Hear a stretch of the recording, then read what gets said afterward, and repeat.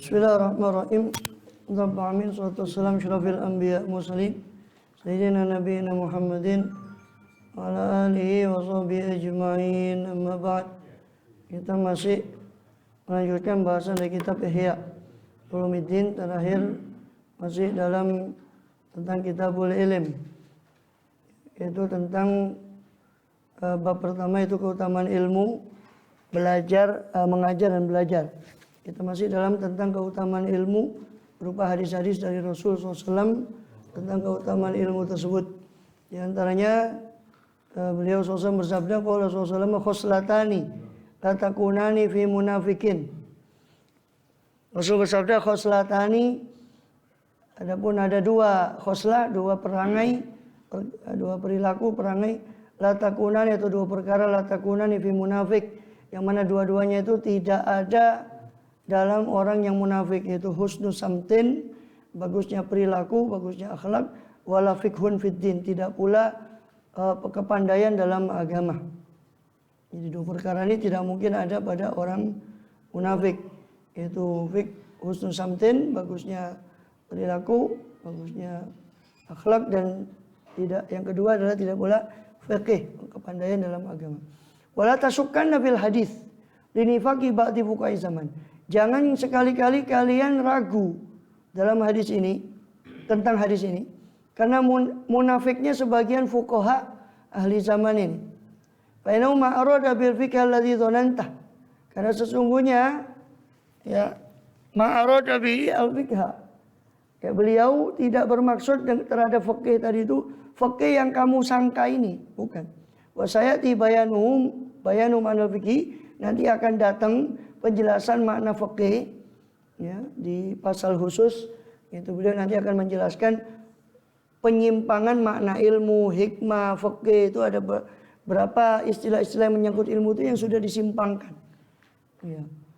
Karena fikih itu kan sekarang kita kenal fikih itu orang yang menghafal masalah-masalah, yang jelimet fatwa-fatwa, itu fikih. Padahal bukan itu fikih. Itu bagian dari fikih, tapi bukan melulu itu.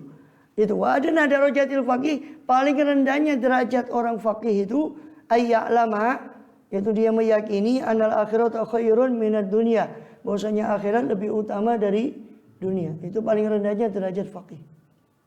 Wa hadil ma'rifah idza sadaqat wa ghalabat, dan pengetahuan semacam ini bahwa akhirat lebih utama dari dunia, kalau benar idza sadaqat, sungguh-sungguh pengetahuannya, dan ghalabat, mendominasi, menguasai pengetahuan yang akan hati manusia, baru'atuhu minan nifaqi wa riya, maka pengetahuan ini akan melepaskan dia, melepaskan apa ma'rifah, hadil ma'rifah, apa pengetahuan ini akan melepaskan si faqih tadi, minan nifaqi wa riya, daripada penyakit munafik dan riya. Ya, jadi kalau dia mengetahui betul pengetahuan bahwa akhirat itu lebih utama daripada dunia, ya pasti akan lepas daripada riya, daripada nifak. Nifak kan kepura-puraan. Ya. So kalau orang ngerti bahwa akhirat itu yang jadi ukuran, bukan dunia, akhirat itu jauh lebih utama, maka yang dia cari adalah ridha Allah.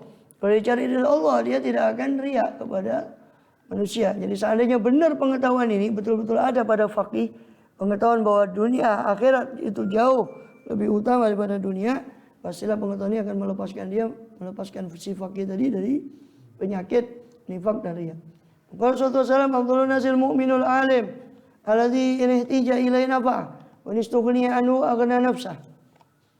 Paling utamanya manusia itu adalah orang mukmin yang alim, yang kalau dia diperlukan dia memberi manfaat. Kalau dia ustughniya anhu, tidak diperlukan, dia mencukupi dirinya sendiri, yang tidak menggantungkan pada orang lain. Ya, kalau dia diperlukan oleh orang, dia memberi manfaat. Kalau dia tidak diperlukan, ya dia mencukupi dirinya dengan ilmunya tadi untuk dirinya sendiri minimal.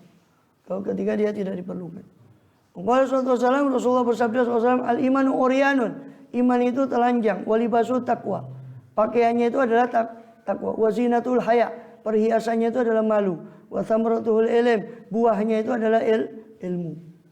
Jadi iman itu ibarat telanjang, maka pakaiannya adalah takwa, perhiasannya adalah rasa malu, buahnya, hasilnya adalah ilmu.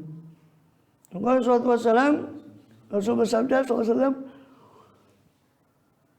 aqrabun nasi min darajatin nubuwah. Ini maksudnya buahnya iman itu adalah ilmu, itu maksudnya ya itu tadi ilmu yang Allah berikan kepada dia. Ya. Sebab iman sendiri butuh ilmu. Itu fa'lam annahu la ilaha illallah. Ketahuilah bahwasanya tiada Tuhan selain Allah. La ilaha illallah sendiri butuh ilmu. Maka ilmu yang dimaksud buahnya iman itu setelah dia mempelajari ilmu tauhid, ilmu yang diperlukan tentang iman dan takwa. Takwa sendiri butuh ilmu, karena takwa itu melakukan perintah menjauhi larangan, ya kan? Perintah itu ada yang wajib, ada yang sunnah, larangan itu ada yang makruh, ada yang haram. Maka takwa sendiri butuh ilmu. Baru setelah dia mempelajari ilmu untuk memperkuat iman takwanya, baru Allah kasih ilmu yang lain, itu adalah buah. Ilmu yang merupakan buah daripada iman tadi. Itu wattaqullaha wa yu'allimukumullah. Takwalah kamu kepada Allah, pasti Allah akan ajarkan kepadamu ilmu. Itu yang disebut laduni tadi. Ilmu laduni, thamaratu al-ilm. Qala suatu salam Rasulullah bersabda, aqrabun nasi min darajatin nubuwah ahlul ilmi wal jihad. Paling dekatnya manusia daripada derajat kenabian adalah orang yang ahli ilmu dan ahli jihad. Kenapa? Amma ahlul ilmi, adapun orang ahli ilmu, fadallun nasa ala ma ja'at bir rusulu. Maka mereka menunjuki manusia atas apa-apa yang datang dengannya siapa para rasul. Ya. Ahli ilmu itu menunjuki manusia atas apa yang dibawa oleh para rasul. Maka mereka paling dekat dengan derajat kenabian karena mereka yang mewarisi ilmunya para nabi. Wa ahlul jihad, adapun ahli jihad, mereka dikatakan dekat dengan derajat kenabian. Fajahadu bi asyafihim, sebab mereka berjihad dengan saif asyafihim, dengan pedang-pedang mereka ala maja'at bi rasul, mempertahankan atas apa yang dibawa oleh para rasul. Itulah kenapa ahli ilmi dan ahli jihad itu paling dekatnya orang kepada derajat kenabian. Ahli ilmu mewarisi ilmunya para nabi, menjelaskan apa yang dibawa oleh rasul. Ahli jihad mempertahankan apa yang dibawa oleh rasul, para rasul alaihi wassalatu wassalam. Qala sallallahu alaihi wasallam, Rasulullah bersabda, la mautu qabilatin aisaru min mauti alimin. Sungguh kematian satu kabilah itu lebih gampang, lebih mudah daripada, lebih enteng daripada kematian satu orang alim. Karena orang itu ya terus ada, Bani Adam itu selama masih berketurunan masih ada generasinya. Tapi orang alim belum tentu bisa dicetak lagi atau bisa ditumbuhkan lagi alim itu. Maka matinya satu kabilah lebih enteng daripada matinya satu orang alim. Sebenarnya riwayat Imam Bayhaqi dan yang lainnya. Qala suatu salam, Rasulullah bersabda, an-nasu ma'adinu kama adini tabillah. Orang itu seperti barang tambang. Seperti barang tambang emas dan perak. Ya, seperti barang tambang emas dan perak. Fa khiyaruhum fil jahiliyah, khiyarum fil Islam idza faqahu. Maka paling bagusnya mereka dalam jahiliyah adalah paling bagusnya mereka dalam Islam ketika mereka pandai dalam agama. Ya, jadi orang yang bagus di jahiliyah, mereka juga mulia di dalam Islam dengan syarat mereka memandaikan diri dalam masalah agama. Qala Rasulullah Rasulullah SAW juga bersabda, yuzanu yaumul qiyamah midadul ulama wa damush syuhada. Ditimbang nanti di hari kiamat tintanya para ulama dan darahnya para syuhada. Ya. Tintanya para ulama dan darahnya para syuhada itu ditimbang. Maka ternyata yang lebih berat adalah tintanya para ulama. Kenapa? Karena terus tintanya ulama itu terus. Imam Ghazali ya sudah 900 tahun wafat, lebih 900 tahun tetap sampai sekarang. Sedangkan darahnya syuhada sekali tertumpah sudah habis meninggal. Ya mereka dapat derajat yang tinggi tentu. Derajat yang tinggi sisi Allah. Kita sudah tidak syak lagi tentang keluhuran derajat para syuhada. Ya, bahkan dikatakan nanti sudah disebutkan situ ya. Ya tamanna syuhada lau kanu ya ulama. Ya. Atau yubatu ulama. Ya. Para syahid itu kepingin ya. Para syahid itu kepingin seandainya mereka itu dulu jadi ulama. Ya, karena mendapatkan pahala yang besar. Qala suatu salam Rasulullah bersabda, "Manafi salumati arba'ina hadisan." Siapa yang menjaga atas umat saya 40 hadis daripada sunnah minas sunnah, daripada sunnah Rasul SAW, hatta yu'adiyya ilaihim, sampai orang itu menunaikan kepada umatku itu menunaikan hadis tadi kepada mereka, pada para umat tadi, kuntu lahu syafi'an, maka saya akan menjadi pemberi syafaat wa syahidan, dan menjadi syahid pada hari menjadi saksi nanti pada hari kiamat. Siapa yang menjaga atas umatku 40 menghafal 40 hadis lalu disampaikan pada umat Rasul SAW, maka saya akan menjadi pemberi syafaat. Maka ini hadis ini diantaranya yang mendorong para ulama itu menyusun arba'in, itu 40 hadis. Sebelum Imam Nawawi banyak ulama yang menyusun 40.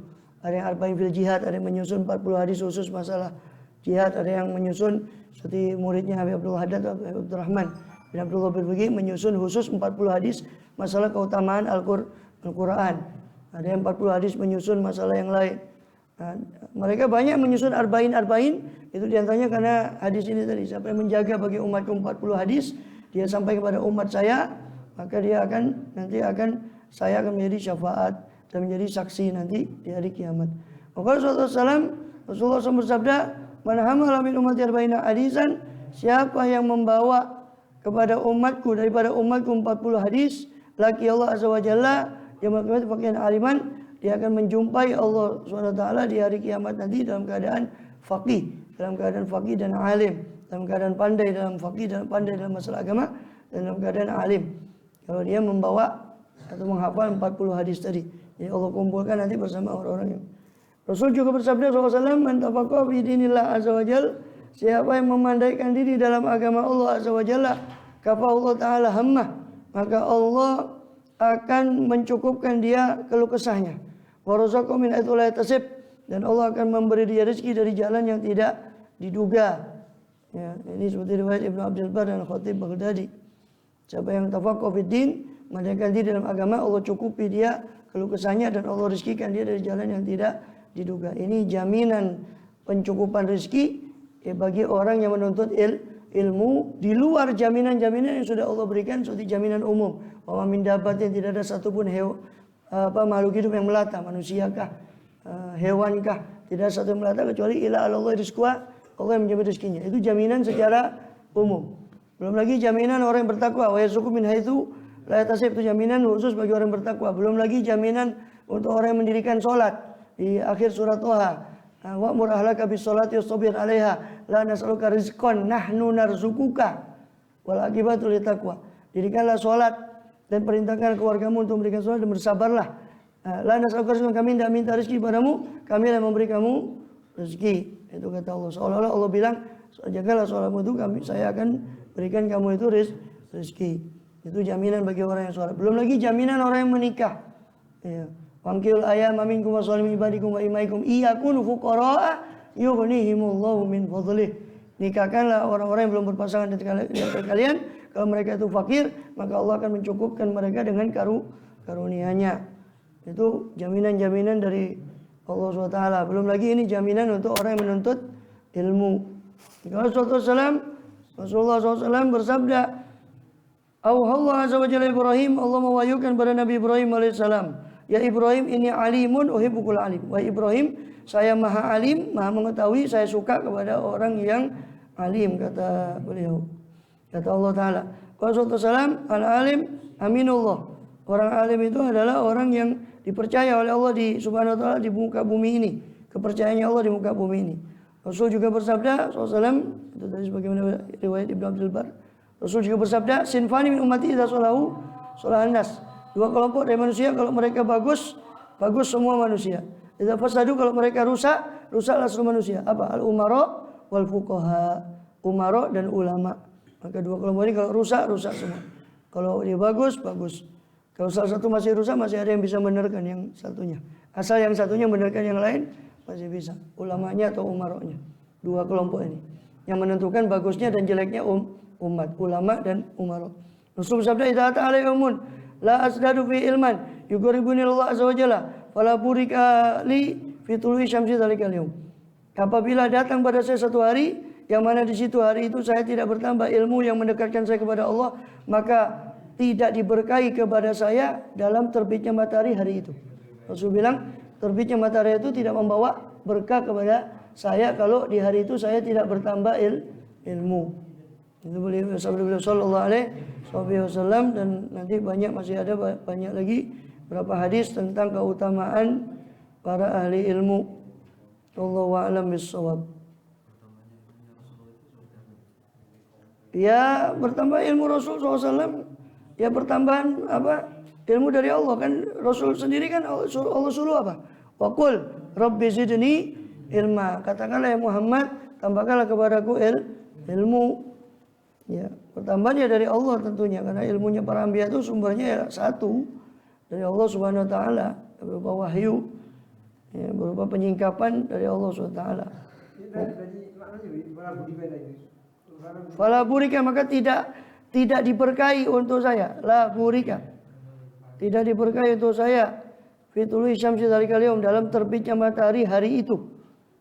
Ya, kalau saya di satu hari tidak bertambah ilmu, maka tidak diberkahi bagi saya, kata Rasulullah. Ya, apabila datang pada saya yaumun, apa satu hari, la asdadu, yang mana saya tidak bertambah pada hari itu ilman, akan satu ilmu, yuqaribun, yang mendekatkan saya kepada Allah Azza wa Jal, maka semoga laburi kali, maka tidak diberkahi bagi saya dalam terbitnya matahari hari itu. Allah alam bisawab. Ini enggak ada berkahnya kalau menurut beliau hari itu kalau tidak ada tambahan ilmu maka tidak ada keberkahan. Allahu a'lam bissawab. Bisa dulu.